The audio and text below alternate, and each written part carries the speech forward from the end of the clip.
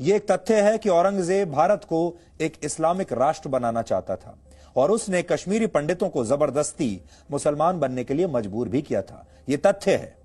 तब कश्मीरी पंडितों ने गुरु तेग बहादुर से मदद मांगी थी और गुरु तेग बहादुर ने उन्हें सुरक्षा का पूरा भरोसा दिया था।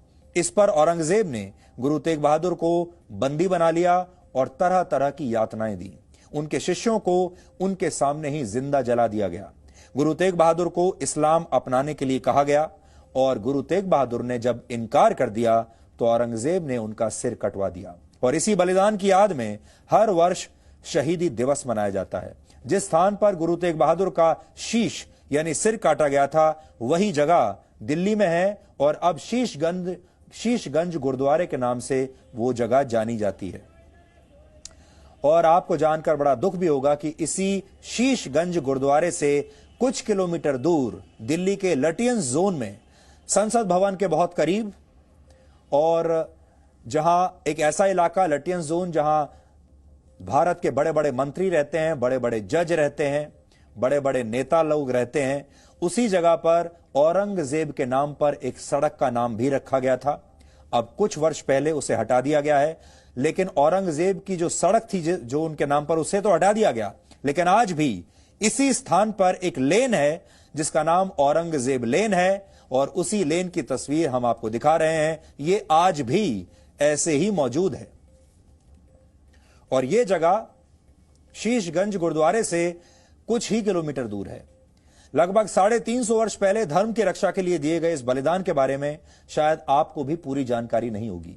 गुरु तेग बहादुर कोई राजा नहीं थे।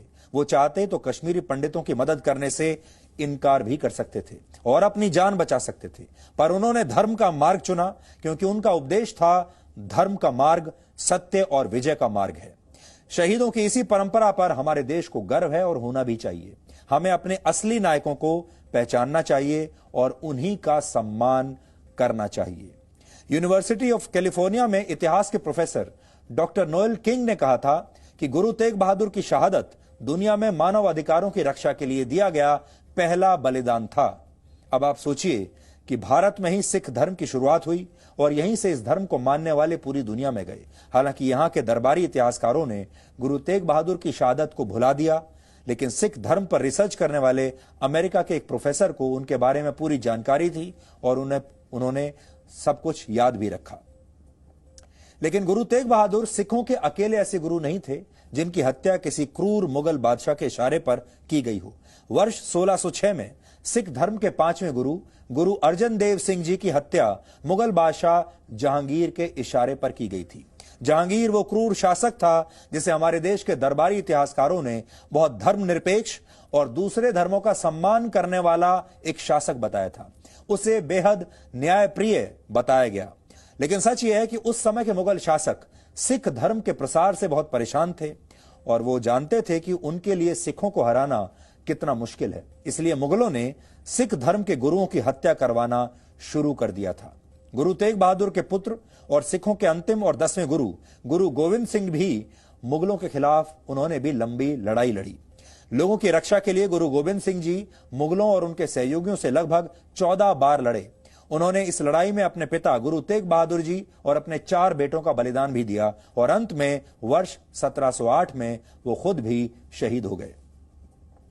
इसी दौरान एक समय ऐसा भी आया जब मुगलों की सेना ने एक साथ 7000 सिखों का नरसंहार कर दिया था। उस समय लाहौर का एक गवर्नर हुआ करता था जिसका नाम था जकरिया खान बहादुर। जकरिया खान ने आदेश दिया था कि जो भी व्यक्ति किसी सिख का सिर कलम करेगा उसे बड़ा इनाम दिया जाएगा। लेकिन यह सब आपने इतिहास की पुस्तकों में शायद कभी नहीं पढ़ा होगा।